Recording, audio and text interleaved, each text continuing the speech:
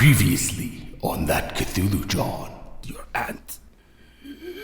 She is cursed. Her eyes close shut and she falls lifeless. Vanessa, I'm fairly excited about this, and I think you will be too.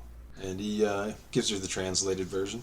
The piece he mentions, the thing that he held in his hand, is contained within this artwork. No. This cannot get out. Top story tonight, Toms River, New Jersey. There was a huge cocaine bust at the St. Jude's of all places. Did you fucking tell him where you were fucking going? Why do you have Lenny in your office? When was the last time you paid off the Jersey police, Joey? I'll let you finish your conversation then. I just want the statue, Walter.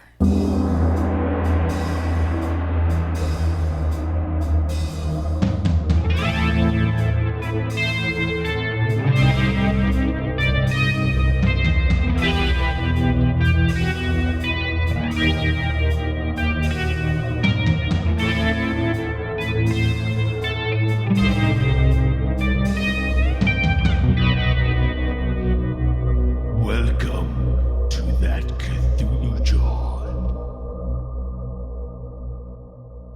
Hello, thanks for joining us for That Cthulhu John, episode 11. We are a real play Call of Cthulhu podcast.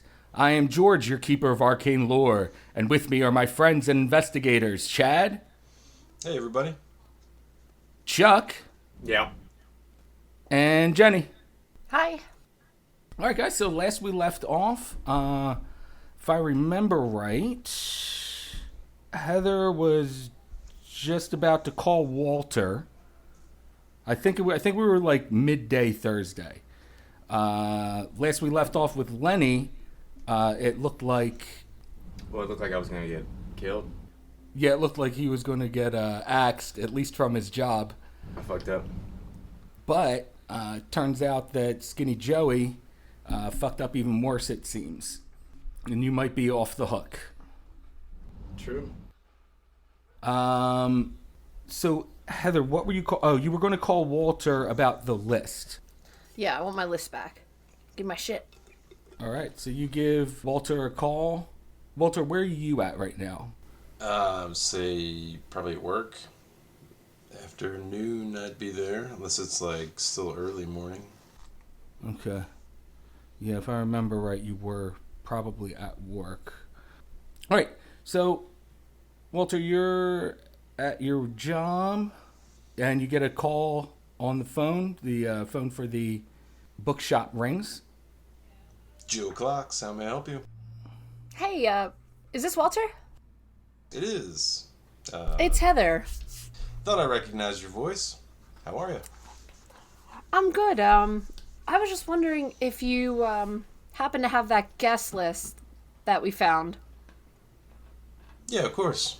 I suppose I compiled a bit of different information ever since this whole business with the statue started. It's kept safe with all the other pages, that is. You need a number, or? Yeah, if you could give me over the phone the number of the two Russian guys that are on there. Yeah.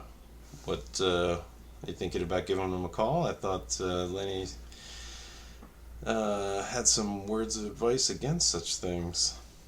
What's on your mind, if you don't mind me asking? I don't have like a straight idea of what I think exactly, but I mean, don't you think it's weird that this Chikanovich is Russian and there's like treasures inside of a statue and there was Russian guys at the auction, and I don't know, it's just like the whole scroll that you read us was written in Russian, and I don't know, I wonder if, I don't know, do you think that they like know the artist, or they have something to do with taking it, or they wrote the scroll? Well, similar thoughts had kind of crossed my mind, only because I was the last one to leave the art gallery that day, and one of them had shouted something, I didn't understand what, and suddenly everything got quiet. I was a little curious about that. But Did they you know, did they yell in Russian, or could you understand them?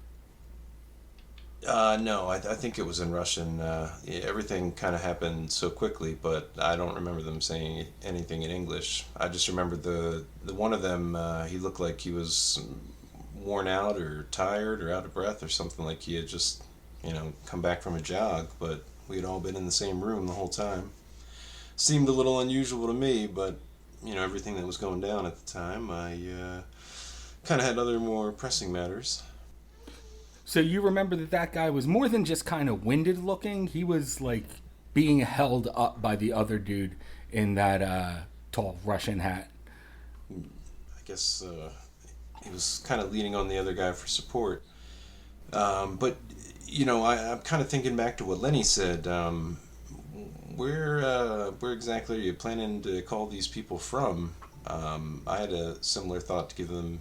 Well, I mean, I don't know that I was going to make the first step necessarily, but I had wondered one thing in specific. The scroll that we read, it mentioned a specific name, and he says, just a moment, and you maybe hear some like shuffling in the background as he kind of puts the phone down and walks to his little back study to get the information. So a few minutes go by and he picks up the phone again and says, "Remember that name, Zaitsev? If I'm saying that right." I do remember you reading that. It's kind of distinct, Is that one of the names on the list? No, that was the name of the guard that Jukanovic mentions in his writings.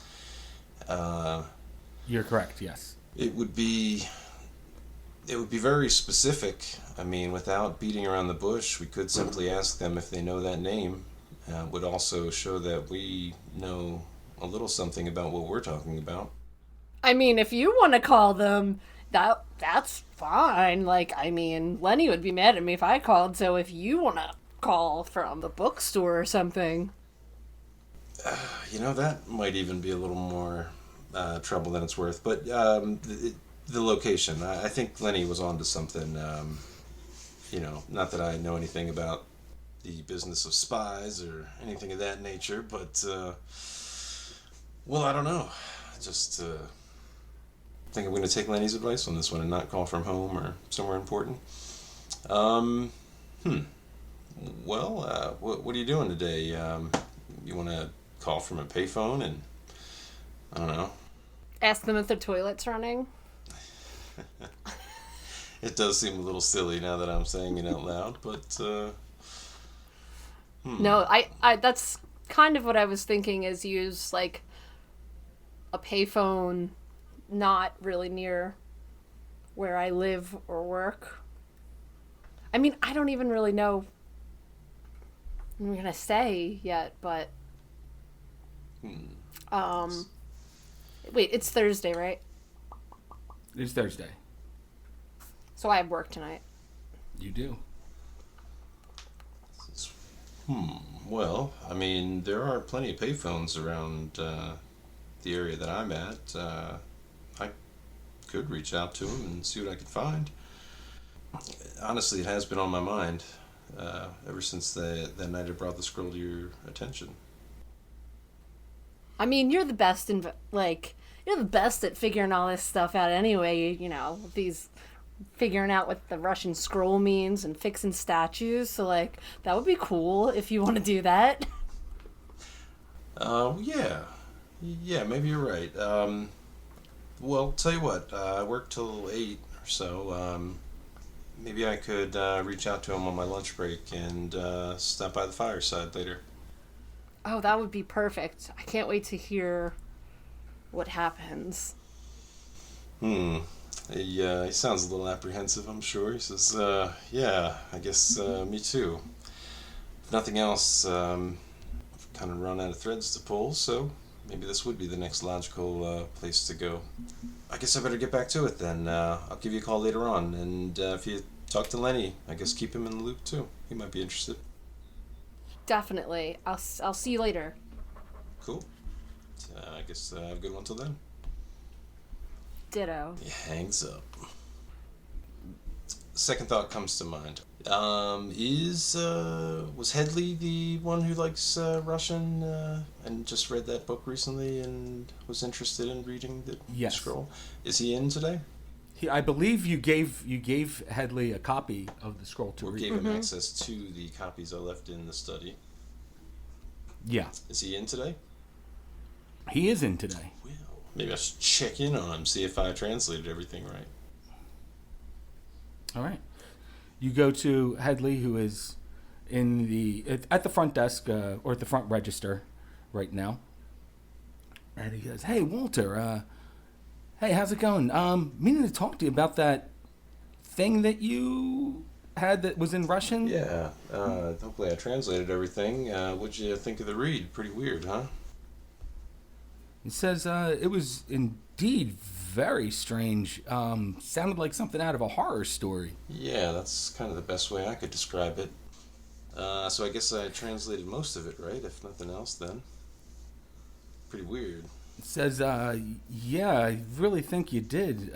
Where did you get that from? To the best of my knowledge, that's the last known, bit of work that was included with that statue we had talked about earlier.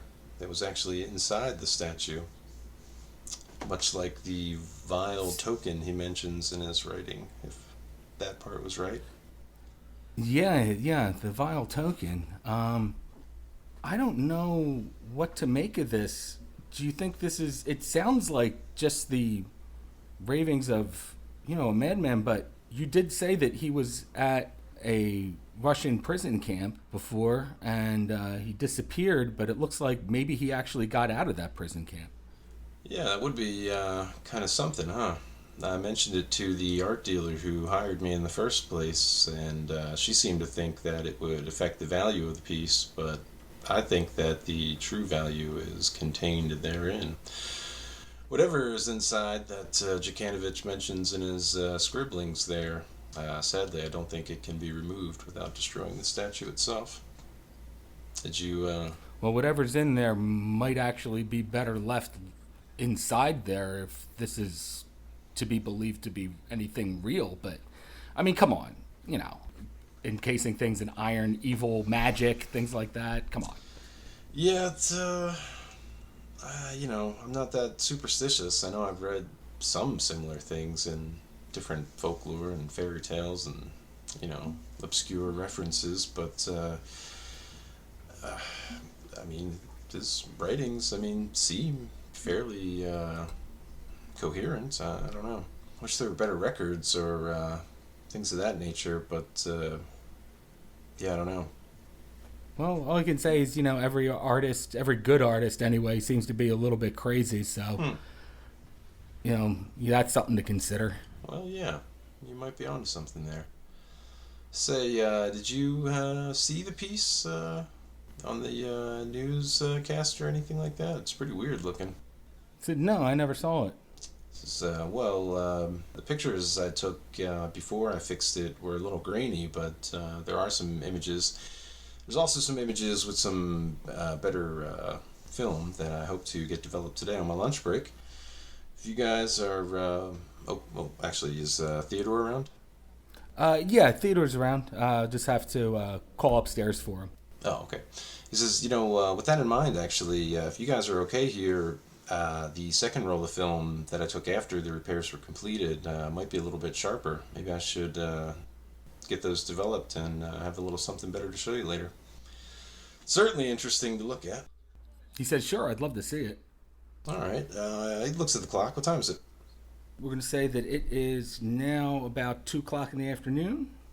All right. He says, I was hoping to use a payphone, too, and stop by Ritz, so maybe come back in a half hour or so. Kind of shrugs. Sure, Walter. We can handle things till then. Okay. He nods, and he says, I'll get my things together, and I'll show you a copy of that statue on the way back out. Great. We'll see you in a little bit. Well, he goes back to the study first, gathers up the film from his camera, and he'll grab, of course, one of those grainy prints that he took of the statue originally. Okay. And I'll show that to Headley on the way out. Okay, and he takes a look at it, and he gets this kind of like sour look on his face. It's just like, what the heck is this thing? Like, I can't make heads or tails out of it. 'Cause, the picture is a little grainy, but truthfully, it's not much better in person. It's pretty weird to behold, honestly. But it's, in and of itself, it is pretty unique. I've never seen anything quite like this. Certainly never worked on anything quite so... Ugh, he kind of pauses in mid-sentence. He says, yeah, honestly, just looking at the pictures giving me the creeps. Yeah, it's a wonder what kind of mind could have come up with something like this. To wonder what kind of mind could come up with what was in that scroll. Yeah, really. And he kind of drifts off in thought for a moment. He says, hang on to the pictures. I'll be back in just a little bit. All right, we'll see you in a little bit, and I'll try actually not to look at these pictures for right now. He kind of chuckles a bit. He makes sure that he has the that phone number from the list of names from the auction house with him. Okay. Head on out. Drop off the film first. All right, drop off the film at Rick's camera there. Mm-hmm. And then head on to a payphone, call up the number that's associated with the two Russian people right now. Yeah, it's the same number for both, right? The same number is listed for both people. Okay. Hello, привет. All right. So he thinks about it for a moment and he checks through some change in his pocket. Drops a coin in. All right. Dial up that number. Yes. All right, so you dial up that number. After a few rings, you hear, yes, hello? Yes. Hello. How are you today? Very well, thank you. Who am I speaking with? My name is Walter.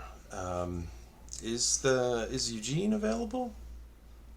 Eugene? Yes, he is here. If he is available, I would like to speak with him. Tell him it's in regards to the auction house incident. Oh. And then you hear in the background call for Eugene. And after a few minutes, someone picks up the phone and goes, yes, hello? Hello there. Is this Eugene? Yes, this is Eugene. You are at the art gallery? I was. Were you one of the gentlemen who was there? Says, yes, I was there. During the commotion and everything that happened. Yes. I think I remember you and a friend. Were both of you able to get out of there okay? No injuries, I hope? He says, yes, me and my friend were uninjured. Were you injured? Thankfully, no. There was a lot of blood and commotion, but none of it was any trouble to me, thankfully. I made it out in one piece. Were you there by yourself, or were you there with someone else? Yes, I was there with a friend. Was your friend injured? No, thankfully, my friend made it out just before me. I wonder, this may sound strange, but tell me, do you know of a name, Zaitsev? He pauses for a second after you say that, and you hear a long pause on there. Comes back and says, what did you see at the auction? Well, not as much as some people, I assume. From what I hear, others got a look at this animal or whatever attacked the art house or the auction house, but it's information that I found afterwards that I had hoped to speak with you about.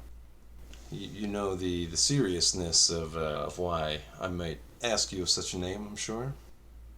He says, yes, I know the seriousness of it. But do you know the seriousness of it? Well, that my friend, hopefully, he says questioningly, is why I have called today, because I have more questions than answers. Maybe we both have answers that one another are looking for? He says to you, yes, this would be nice to perhaps meet up with you. We can exchange information. Yes, that could be good. Perhaps with some time to gather my thoughts and maybe ponder what questions to ask. But do you mind if I ask your interest in the statue? Were you there to buy the statue, or do you have some other interest in it? If that's not too personal. We were sent to purchase the statue from our small village in Russia. Interesting.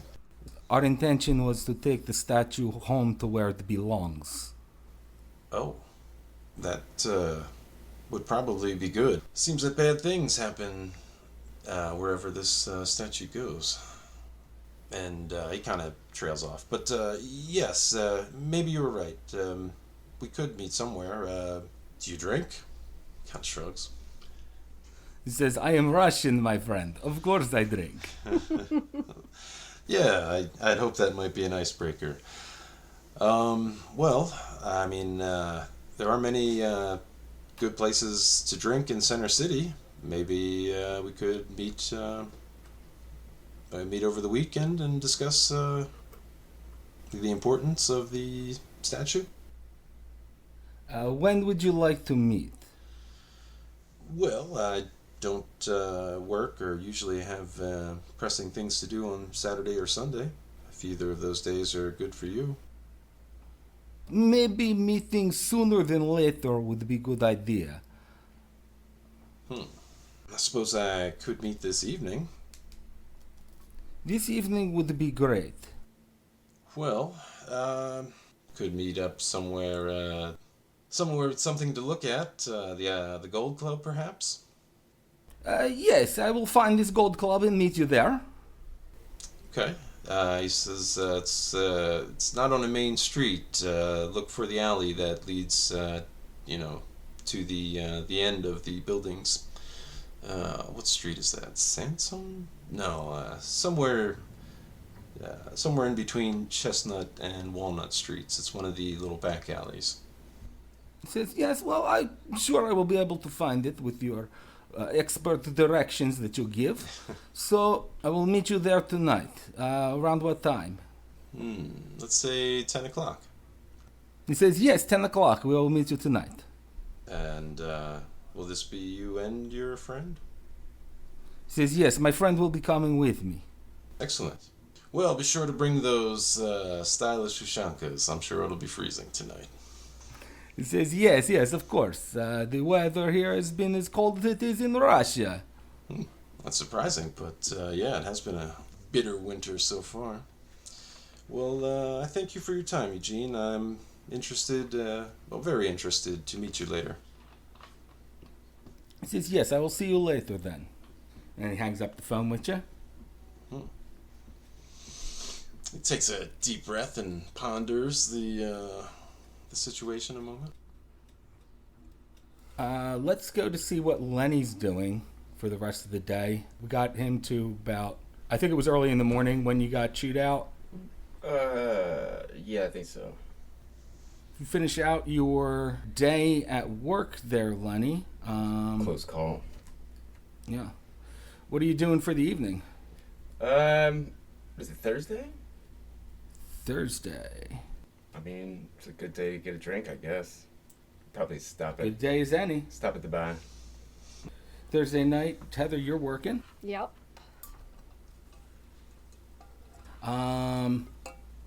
Would say that Lenny does stop in. What time you stop in around, Lenny? I probably stopped home, shower or something, and got some food. So maybe 8, 9. Okay. All right, 9 o'clock rolls around.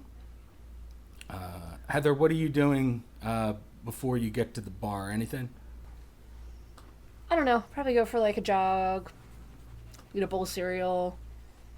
Okay, just like normal routine kind of shit.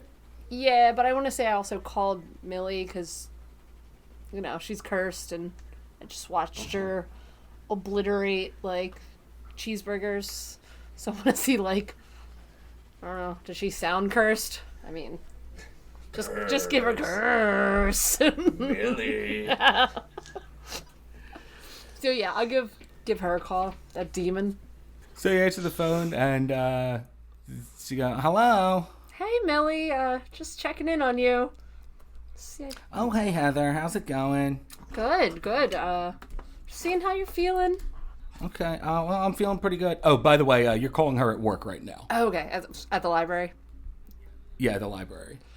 Can't believe they let her stay there. Yeah,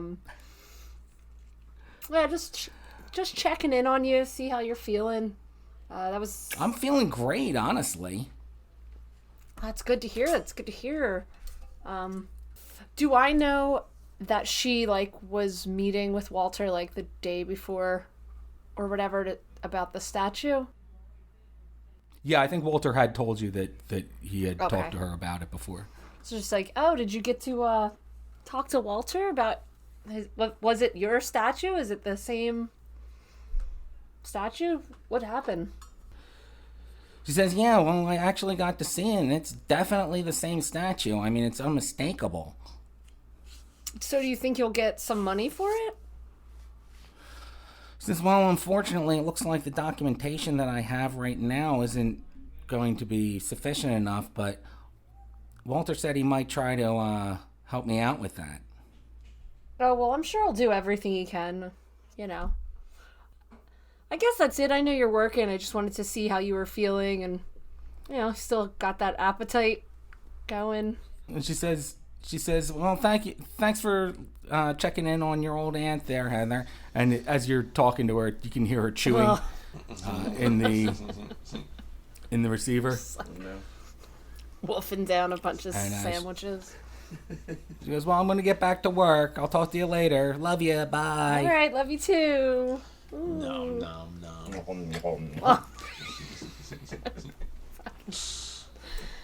I'm a demon. No, she's a demon. I got that one. All right.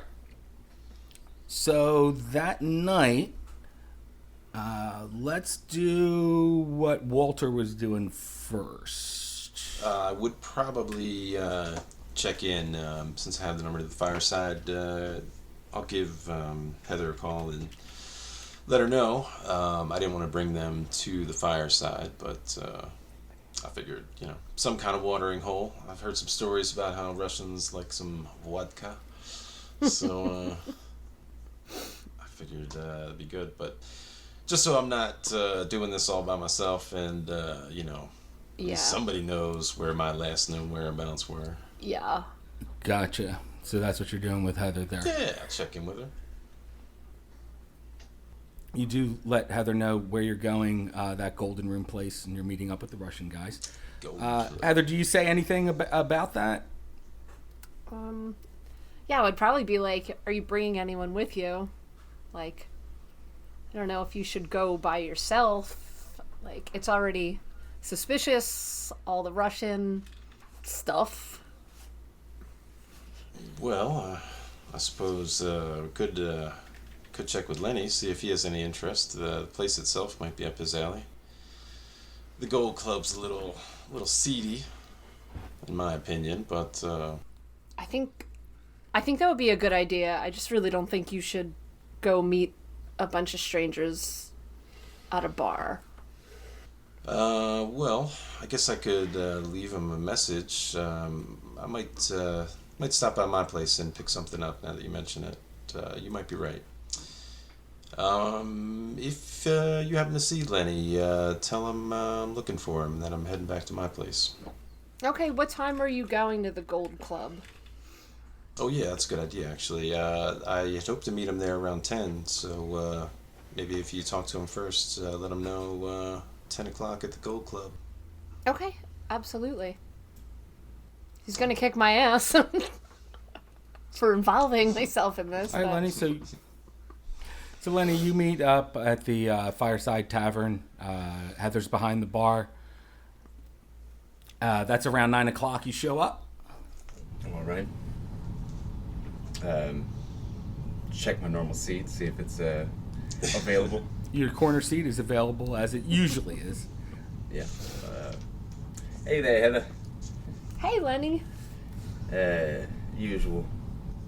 All right, so I'll bring it over and say, I don't know how long you wanted to stay here tonight, but, Well, you know I got work early, but why's that?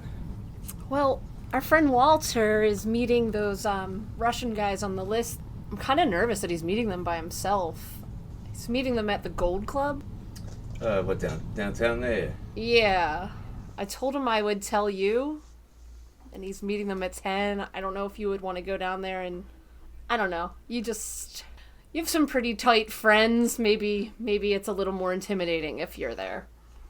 I am a little curious, and I think these guys might have something to do with these recent animal attacks, as they call them. Oh my god, I can't do this with you every time.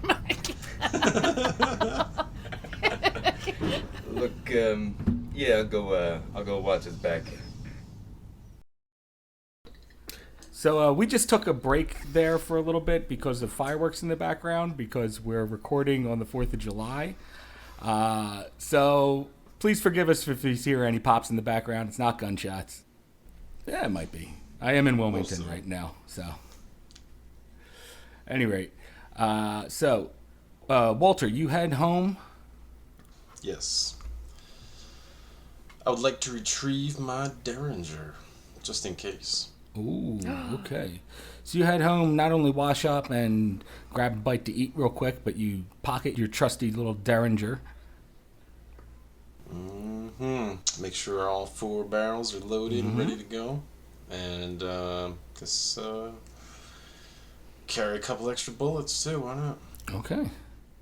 So you head on down to the Golden Room? The Gold Club. Seedy strip club in Center City.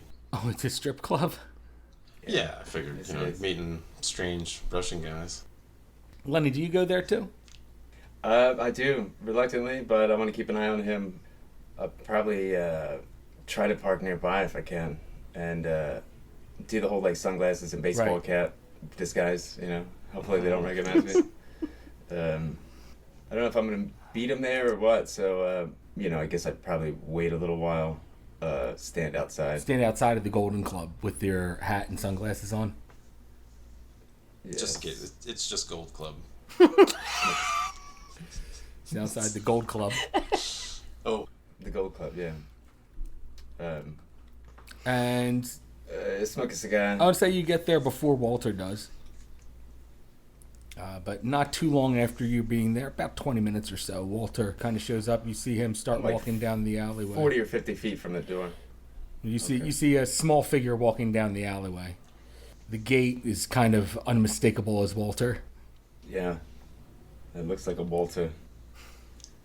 It's a Walter gate if I've seen one. I've probably got a long coat on. Total disguise mode. Is there a disguise? I think there's a I don't know. disguise skill. 0.5% Yeah, if you're really trying like to. Do I get a bonus for No. night glasses at night? I don't know. That is your The glasses disguise. that have the fake nose on it. yeah. Yeah. The goggles, they do nothing. Well, I have no points in that, so 92 will not do it. No. Luckily, that's not a crit fail though. But He's wearing a T-shirt that says "I'm with Walter," has an arrow pointing to the right. Walter, as you're approaching the door to the gold room, you see another figure kind of down the alleyway in a trench coat, hat, and sunglasses. Even though it's dark out. Well, he's expecting 2 people, so that wouldn't really set off too many alarms or anything. But I might take a closer look before he goes in, Just, I mean, not a closer look, but I mean, look a moment and see if it's, anybody knows, just in case. How far away are you from the door? Walter or Lenny? No, not you, Walter. Rather, how far away is Lenny from the door? Like 40, 50 feet, like down the street or the alley a little bit. In the dark, I think it'd be hard to find, hard to identify him. So yeah, he probably wouldn't think too much about it then at that distance, and probably just figured somebody else is coming in for a drink if they're coming here. All right. You walk under the light that's over the door, and Lenny, you can see illuminated down the way. You can tell that it is Walter, definitely. And you see him go inside the gold room. I don't make it obvious that I'm sitting there watching him or anything. Okay, Walter, inside the gold room, there's the bar. Did the girls dance on the bar there, or is there an actual stage? They have like a stage in the middle. The Gold Club ceiling is particularly low, as I recall. I mean, it might have been like 7 or 8 feet tall at the most. Like it was. They can't even wear platform heels to kneel down. Maybe it's not like that. It's pretty low clearance in there. So there's like a bar, and then like in the middle they probably have like a little square stage or something like that. Gotcha. All right. So you come in and there's go-go dancers there and taking the tops off and whatnot. Walter, I don't think this is your scene, right? Not really. I mean, like he might come here just because it's kind of like. Not like cliche, but I mean, if you don't really know a place to suggest and you're like meeting somebody in Center City, it's just kind of easy to get to. And, if you like boobs, I mean, why not? They got drinks and girls. I don't think he would necessarily stand out, though. He's just the type of guy that would be there. There's a pretty diverse Center City crowd here usually. All right, so you come in. You don't see anyone wearing the big Russian hat things. Oh, I mean, he might kind of said that in jest, so I mean, he wasn't exactly expecting him to wear those, which in a place with low clearance like this might not be the best. Should have mentioned that. So Walter's in there feeling a little self-conscious or awkward around this type of it's like I don't know yeah, it's definitely not the most classy place. I mean, I gotcha. It's just more for the location, and it is what it is. They don't ask any questions here, kind of thing. Discretion. Yeah, it's a little hole in the wall kind of thing. Yeah. So Lenny, after about 15 minutes of you being there and Walter you being inside for about 15 minutes, you do see two guys start walking down the alleyway. They got those big, was it Ushlanka? Mm-hmm. And big, like, furry collared trench coats. And they're approaching the back door to the gold room. You're wearing like the Soviet starter kit. Very inconspicuous.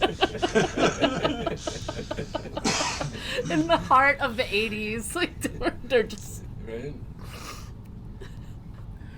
So they go into the club. You see the door open. Lenny, you see that one of them is kind of tall, broad-shouldered. Pretty big-looking dude. The other guy's smaller in stature. Doesn't look as broad-shouldered, at least. But they both go in. I figure maybe I could handle the big guy if Walter can handle the little guy. Just in case. I put out my cigar and I make to enter a few moments after. Okay. So you bide your time a little bit, but then enter. Walter, you see the two dudes in the Ushankas come in. Okay. They come around, they grab a seat at is there booths there? From what I remember, it was basically like a square bar, and with seats all around it, and then the dancers would kind of hang out in the middle, and that's about it. Yeah, it's a really small place. The two Russian guys walk in. You see them walk in. They look at the dancer on the stage. They kind of look at each other, and then they go and turn their gaze downwards. And if I notice them come in, and particularly, I mean, I took note of them at the auction house a few times. Do I recognize these guys at all, or aside from the obvious, not their attire? Yeah, you kind of think you do recognize these guys from the auction house. And give them a little wave. Put my hand up as they come in. Okay. And they come over to you. The smaller guy sits down. The bigger guy stands behind him. And say, Ivan, Eugene. He says, Eugene, my name is Eugene. My associate here, this is Ivan. I give him a nod. Make eye contact with the other guy as well. He says, do you tell me, how did you know my associate's name? Oh, the auction house, they made everybody sign in. Your name as well as mine and phone number are on it. Oh, yes. And he turns in the bigger guy, Ivan, and says something in Russian, and Ivan says something in Russian back. And he turns back around and goes, yes, we did not think of a list of names. Yes, I guess not everyone was as lucky as us. Shall we drink to our health? Yes, na zdrovia, yes. So the smaller of the two Russian guys, Eugene, says to you, so a list of names would be very useful to our cause here. Says, well, shall we have a drink? Says, yes, he says, vodka. Says, well, with a tire like that, gentlemen, how could I not have some as well? He says, make it 3. So vodka, yes. Yes, we will have vodka together. So they order up a round of vodkas. They come back, and they're those, shot glasses that are a little too big for just one shot, but they fill them up doubles. They take a sip of it and kind of give like a disapproving look, and they go, well, where's this vodka from? This is not good vodka. Yeah, I'm usually more of a whiskey man myself. Says, you should taste what they make back home. It is very good. Very, how you say, very smooth. That does sound good. Maybe someday. I'm sure you'd know best. Says, absolutely. However, let's get back to that list of names that you have. Perhaps I could see it? So, you guys are sipping down your vodka, and there's a girl up there stripping to When Doves Cry. Nice. Taking off her top and dancing around. Guys are throwing money their way, singles. Yeah, actually, how crowded is the place? I mean, do we have like any cushion, or are there people like right up on us? There's definitely cushion there. You guys have enough space that you can kind of sit by yourselves. Okay. There's a couple dudes on the opposite side and to the left of you, but not many people there. Gotcha. Walter sips another swig of his vodka, and he kind of just shrugs a little bit. He says, I guess I don't drink enough vodka. But anyway, the list itself, the Ventucci Gallery has that, I say, just to kind of lead with. But, do you mind if I ask what help the list would be? I mean, if you're looking for the statue, the gallery curator still has that. Says, yes, the statue is another issue that is tied to what we must do. I'll be honest with you, Eugene. The statue is pretty unusual, and you have no idea how unusual the statue is. That thought had crossed my mind, and he nods and sips another swig. There was other information that I don't think many people know. Who is this Jekanovich to you? Is Mikhail important to your village? He says to you, Jekanovich was a visitor to our village. It is a small village in Norilsk in Russia. Not Norlag, he says. Norlag was the Gulag camp at Norilsk, Oh, I see. you'll see. But Norilsk is a very small town, and we live in a village just outside of this town. It is so small it doesn't really have a name. However, tell me, Mr. Walter, how familiar are you with mythology of Russia?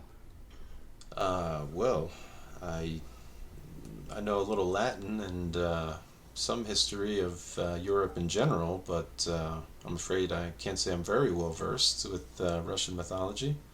What can you tell me? He looks pretty eager and excited. Kind of leans in closer. He says, there is a name that the Nenets people, these are the indigenous people to our small village area. But the Nenets have a word that supposedly predates their language. And it has to do with this statue. And this word is Ithaca. Interesting. Ithaca, you say. Is that anything that he knows from any of his history studies? Probably never heard of this before. Boy, my studies I thought were diligent, but that name is unfamiliar. Yes, they call him the Great Windwalker. Oh. Yes, the thing that Jukanovic saw, or spoke of. Yes, it is true. He had seen it, and he came to our village. After he had seen it, he was covered in blood and naked, but they took him in, and they found the token that he had with him.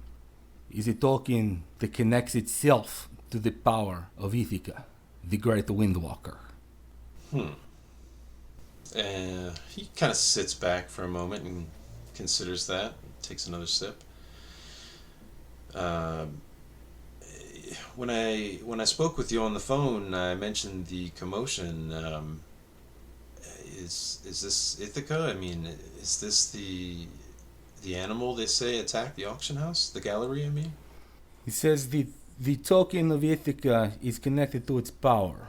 People who come in contact with it can become what we call a child of the Windwalker. he shakes his head. He's not really sure. Do you remember the blizzard at the auction, Mr. Walter? Yes, of course. There was so much snow in the air. I couldn't really see very well. The blizzard itself was one of the children of Ithaca, one of the children of the Great Windwalker. It had manifested its form from the storm into a more physical form, how you say. This is when he attacked. Now, when someone is injured by the child of the Windwalker, they can then become one themselves. Oh no. This is all very ancient magic, you see. Whether you believe me or not is not important. What is important is that I get the list of the people, figure out who is injured, and we must do what we must do. There's only one way to kill a child of the Windwalker, and that is to cut out their heart and burn it. Whoa, that's awfully extreme. Surely there's some other way that looks very unsure and probably takes actually he probably downs the rest of the vodka, whatever's left. He goes, first off, he says, are you having another vodka? Well, he says, He says, it is not good, but it is still vodka. And he takes another sip. he says, yes, I think I need another moment to process what you said. He says to you, well, the reason that we are here is because a few weeks ago, the Windwalker came back to our village. It was looking for a sacrifice, and it got one. We do not know when it will return, but we know that it has something to do with the token inside of the statue. Interesting. You even know that? The magic of the protection spell that was on the statue could have worn off if the statue got blood on it. Interesting. Says, well, I did some repairs to the statue. It was damaged at the gallery during the incident. He thinks back for a moment. I mean, he had to thoroughly clean it and polish it up when he was done. Did he notice any blood spots? You did not notice any blood spots on it, actually. Well, I mean, I cleaned it thoroughly. I didn't notice any blood on the statue. He says, yes, the token. It thirsts for human blood. This is why getting blood on the statue broke the protective spell on it. We were foolish to let the statue leave our village. Yeah, actually, about that. I mean, if you don't mind me asking something of a lighter nature, whatever happened to Djukanovic? I mean, the world thought he disappeared in the Gulag system. Do you know, did he live after his ordeal and making the statue and all of that? He came to our small village where he showed the token. They told him to make a statue out of iron in which to encase the token, and then they put the spell on it.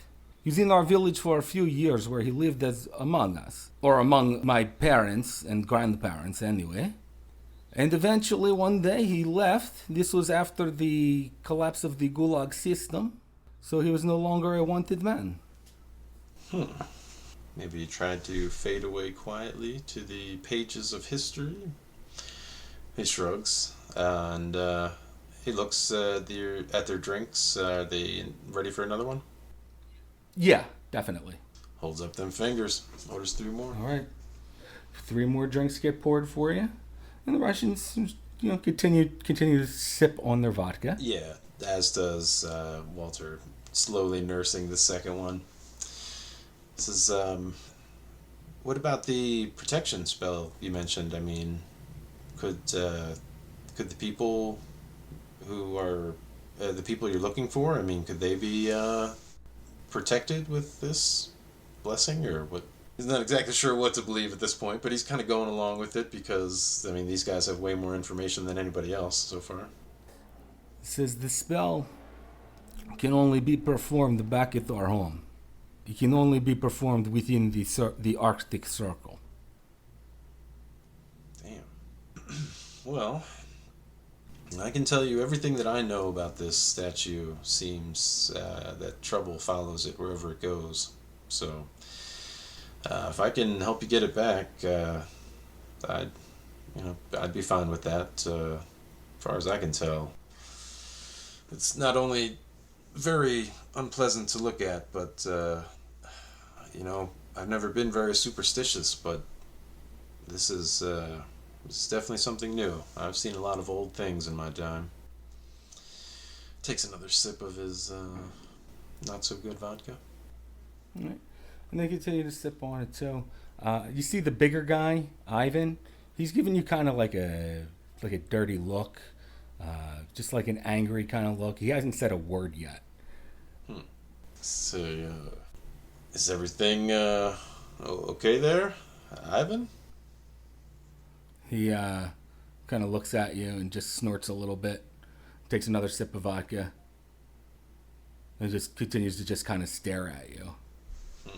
And then Eugene says, "Don't be too intimidated by my friend. He will not come to any harm to you if you do not give any harm to us. You understand?" Of course. I must say, you've been very forthcoming, and information about this whole matter has been hard to come by, so I thank you. And comes off as, or tries to come off as being humble. I mean, he does appreciate the information they share. He says, "Now, Mr. Walter, I must ask you, will you join us on our mission?" Well, I think I should choose my words carefully. So, while you're choosing your words, What is Lenny doing during this time? You see him sitting down with these Russian guys. They look like they're just talking. Am I hearing any of this? I mean, am I close enough to pick any up over the music? Probably not, right? I mean, not if I don't want to be noticed. Yeah, Walter wasn't really talking very loud. He probably would have tried to keep that conversation to themselves. I'm probably just keeping an eye from, the far end of whatever side they're sitting on, they're less likely to look at me there, I think. And if it looks like they're wrapping up, I might just go and, after I have a drink, throw some ones, just go and stand outside and wait. It doesn't look like they're hostile or anything. And then just, as long as they don't leave, with him with a bag over his head, should be good. Right. So, I'll go stand back outside after a moment. All right, so you head back outside. Walter, Eugene, Walter says to you, so, our mission here now is to contain the spread of the children of the Windwalker. The only way to do this is by stopping the Windwalkers themselves. We must get the token, or the statue, back to our village, but to stop the spread is our number one priority right now. He has no reason not to believe these guys, despite the fact that some of the things they're saying are, way beyond things that he normally would kind of subscribe to. I definitely think that this, whatever this Windwalker business is, it should be stopped. It does not sound good for anyone. I wonder, do you watch the news, Eugene? There have been, there was something I saw. A man said something about an ice-covered bear, maybe? Do you think this could be the same thing? He says, I think without a doubt that it might be the same creature that we are talking about. And these children, did you say? Is there some way to know if someone is afflicted by whatever magics? He says if they have been injured, their injuries should probably still be visible. Well, I suspect, I can't say for certain, but the curator from the gallery, I guess he says, I've spoken with the curator before. She hired me to fix the statue. Maybe she could give me the names on the list, if that would be helpful. We could start there. He says, yes, that would be most helpful. Okay. We already have one name that we know. Well, Walter. He smiles. He says, besides you, of course, Walter. Oh. And that is Gordon Riles. Oh, yeah. Ooh. At that, Ivan kind of gives another, really mean, sour look, gives another snort, downs the rest of his vodka, slams it down, and you just hear him grumble under his breath, "Capitalist pig." He says, we have already checked with hospital records of nearby hospital, Roxborough Memorial, and he was there being treated. So we know he was injured during the art gallery scuffle. Interesting. I guess that gives me another idea. I also spoke with one of the police officers that was at the gallery that day. If the curator's no help, perhaps the officer could be. I think we may be beyond the law right now, Mr. Walter. Oh my. Well, yes. Forgive me, Eugene. Some of the things you say are very hard to process. I sell books and fix broken things for a living. This I guess this is much more than I expected. Pulling on this thread would reveal. He says, well, Mr. Walter, believe me or not, that does not matter. What matters is that we get this list of names. Here, can you give me your phone number so I can contact you? Certainly. And he reaches inside his breast pocket for a business card. All right. So you're only giving him the number to the bookshop then? No. It does have both of them on there. Oh, it's it got does? my home Okay. And it's full business for back in the day.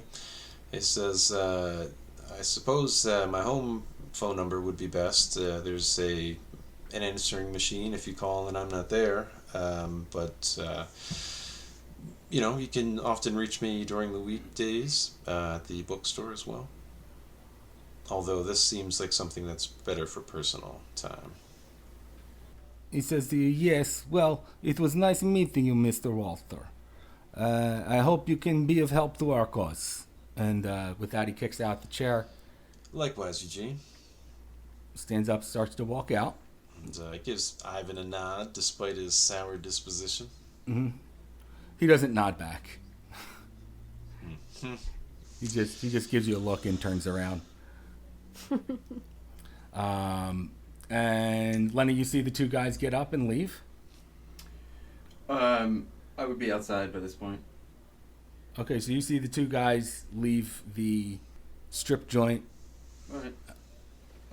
Alone? They leave together.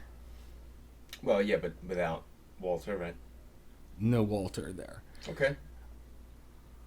Right. And I think that's how we're going to have to cut this episode. We'll come back next time with probably some more revelations. Who knows? Could be more down the way. But until next time, everyone remember, sanity is overrated. Later.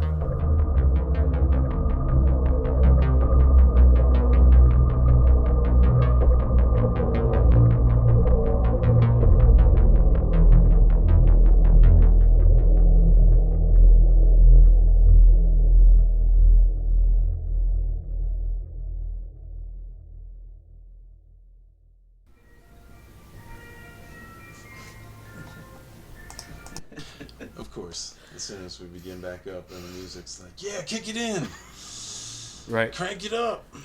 Yeah, who played this song? It's the strip club music. There were different times. There's a girl in an ice cream vendor outfit. She's on a carousel horse. So fucking It's more like one of disturbing. those old school cowboy horses that's just on a stick with the head. Oh my god. Oh my gosh. Leave all of this in, George. It's gold. That's for the I don't know private- what I'm going to be leaving in on this episode. it. the private edit for the Patreon. Give the people what they want. The new intro, I think, should be ice cream truck music. Hey, this is George. Just a quick reminder to like, follow, and review us if you like what you're hearing. You can email us at contact@thatcthulhujohn.com with any comments. And you can follow us on Instagram at thatcthulhujohn.